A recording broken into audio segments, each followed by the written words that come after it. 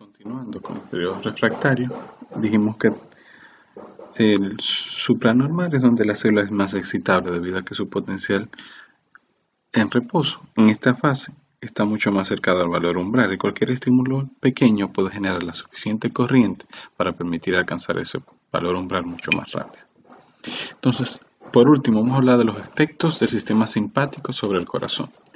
Recordemos del sistema nervioso autónomo que la rama simpática es una de las dos ramas del sistema nervioso autónomo y tiene efectos sobre el corazón actuando sobre los receptores beta 1. Bien, entonces sistema simpático es cronotropo positivo. Cronotropo es que aumenta la frecuencia. Cronotropismo es frecuencia. Positivo es que lo aumenta, negativo es que la enlentece, la frecuencia cardíaca. Entonces, el simpático es cronotropo positivo.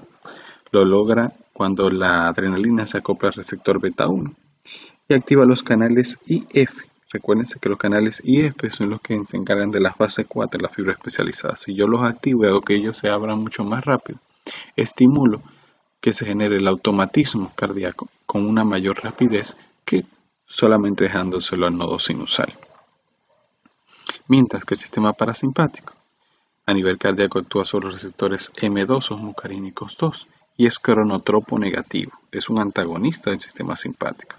Cuando se acopla, esto hace que salga potasio de la célula y carga eléctricamente más negativo las células del nodo sinusal y por ende disminuye la efectividad de los canales I de sodio. Necesito que entre más sodio para poder generar una contracción cardíaca. Entonces aquí vemos la acción simpática y la acción parasimpática. El aumento de la frecuencia cardíaca está dado por los beta 1, que el mecanismo es estimulando los receptores IF de sodio en las células especializadas. Mientras que con la misma frecuencia cardíaca, el parasimpático la disminuye por acción de los M2 como receptores y en esta hay una salida de potasio por acción de la acetilcolina y una disminución en la sensibilidad o la estimulación de los receptores de los canales de sodio IF. En la velocidad de conducción, el simpático lo aumenta por la misma acción de los beta 1 y actuando en los canales de calcio. Recuérdense que la fase 0 del tejido especializado está determinado por la entrada de calcio a través de los canales T de calcio. Mientras que en el parasimpático se disminuye la velocidad de conducción por actuando los receptores M2 y esto se hace por la misma salida de potasio de la célula por la acetilcolina y esto hace que la entrada de calcio también sea más lenta. La contractilidad o el inotropismo, como también se conoce, con el simpático aumenta por los receptores beta 1 y esto se debe a un aumento de los receptores de la entrada de calcio a través de los canales T, la fibra especializada, y también a la fosforilación de la fosfolamban, que es un compuesto que permite aumentar la fuerza de contracción y la velocidad de contracción.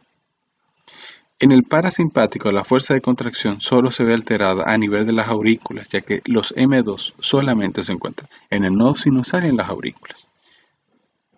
Y esto se debe a que permite una salida de potasio y una disminución de la entrada de calcio a nivel de los canales de calcio. En el músculo liso vascular, la piel, riñón y sistema esplénico, ya eso sería a nivel la vasculatura periférica, que el simpático produce vasoconstricción a nivel de los receptores alfa 1. No tengo un mecanismo porque obviamente si disminuye la luz vascular voy a aumentar la presión. Mientras que a nivel de los M3 el sistema parasimpático vasodilata. En el músculo liso vascular o el músculo esquelético hay una vasodilatación y una vasoconstricción, dependiendo de la necesidad. Si es vasodilatación se activan los beta 2, si es vasoconstricción los alfa 1. Mientras que la vasodilatación que pasa en el parasimpático es mediada por los M3. Entonces, como vemos, los efectos autónomos de dromotropismo o velocidad de conducción, el simpático tiene dromotropismo positivo, mientras que el parasimpático tiene dromotropismo negativo.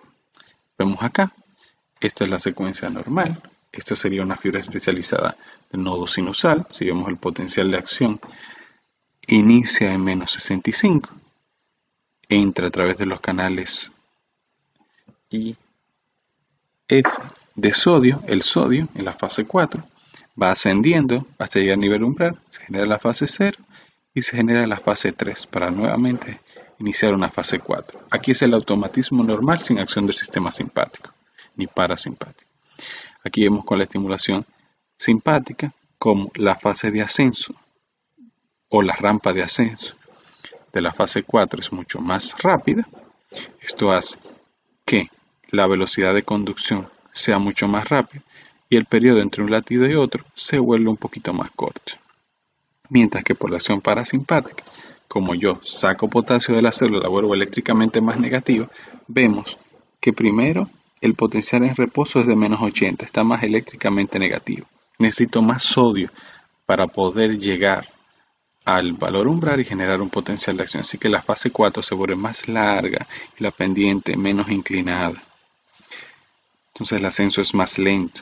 Por esa razón, el parasimpático disminuye la frecuencia cardíaca. Una nota clínica es que un aumento de la estimulación parasimpática puede traer lo que se llama un bloqueo cardíaco. El bloqueo cardíaco es que el nodo sinusal deje de actuar y los marcapasos latentes, que continúa el nodo B, tenga que generar un latido, debido a que el estímulo que llega al nodo sinusal está inferior a la secuencia de disparo que tiene el nodo AB. Sale ese latido del nodo AB para permitir una muy buena contracción del ventrículo izquierdo y permitir que la sangre llegue a los lugares que debe llegar. Es cuanto. Seguiremos hablando de lo que es la parte de la contracción ya a nivel cardíaco y cómo se genera el electrocardiograma. Pasen con eso.